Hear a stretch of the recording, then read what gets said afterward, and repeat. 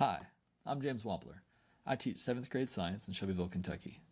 Kentucky is a beautiful place. In Mammoth Cave, we have the longest known cave system in the world. The state is dotted with beautiful places to hike, bike, paddle, and sightsee. In Shelbyville, we don't have to go very far to see nature. Louisville, the closest city, is home to the country's largest municipal-owned urban forest, and also hosts the world's largest fully underground zipline and indoor underground bicycle park. I teach in Shelby County, which is among the fastest growing counties in the state. As Shelbyville grows, it faces certain growing problems.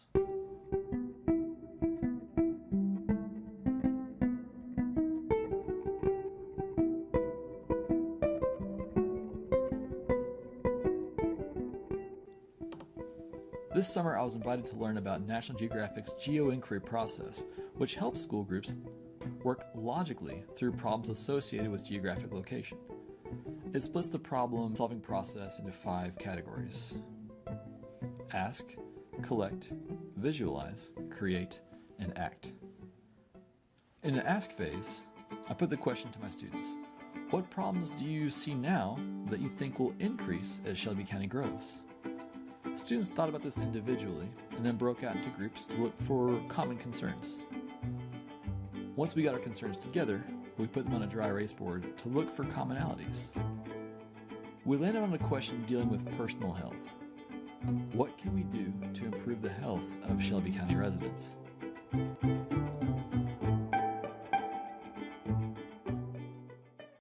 Now that we had a target, we began to collect information about it. We collected information on health within our student body, where we picked up on unhealthy trends brought on by a lack of basic nutritional understandings.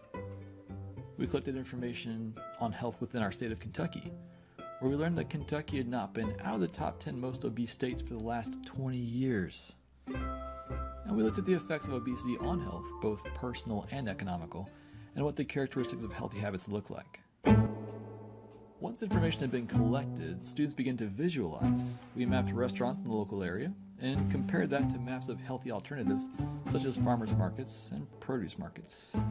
Kentucky houses the headquarters for restaurants such as KFC, Taco Bell, Texas Roadhouse, Papa John's Pizza, A&W, Dippin' Dots, Fazoli's, and Long John Silver's, among others.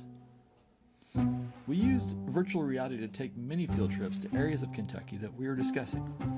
As we flew into Louisville, much like you would if you were in a jet landing at Louisville International, one clever observer noticed the irony that right next to our gigantic Yum Foods stadium, that's correct, we have a stadium named after a fast foods company. Anyway, right next to this gigantic Yum Foods stadium was the headquarters for what we learned was the 4th largest health insurance provider in the country, Humana. This helped us plan towards a solution which we called the Plant Project. People living actively, nutritiously, and transformationally. The Plant Project was broken down into different groups of students working on their passions. One group wanted to have a classroom garden, geared towards immersing their classmates in an environment where they would be surrounded with healthy food and be able to think about where it comes from and what it looks like. As we brainstormed for a garden, we worried that an outdoor garden wouldn't have a particularly long growing season, and students wouldn't be as likely to expose themselves to it. So the plan became to bring gardens to the students with the installation of 5 indoor tower gardens for the classrooms in our school. The students refurbished used tower gardens, learned about hydroponics, and learned how to start seedlings. The educational power of the gardens was increased by augmenting them with touchboards that would tell the listener facts about the vegetables growing in them when the leaves were touched.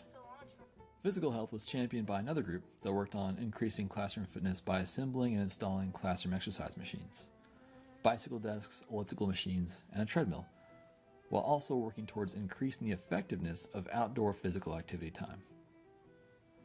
The project is currently sustained by the fundraising and community night teams, which have acted as a marketing group to raise awareness and educate families on healthy habits.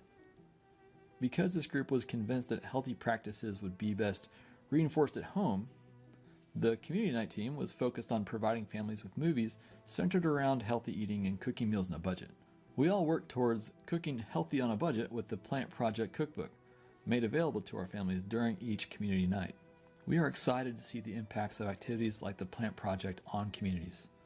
For much of Kentucky's history, there was another thing that Americans consumed that killed them. Tobacco was our #1 export until the 1980s. After many educational campaigns targeted towards the general public, we've seen its influence fade in our state.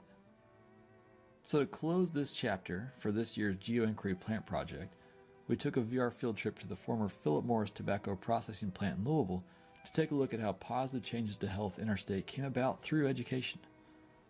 While I would love to see positive drastic changes in our state's health immediately, growing plants in the classroom has taught me that anything bearing fruit takes time.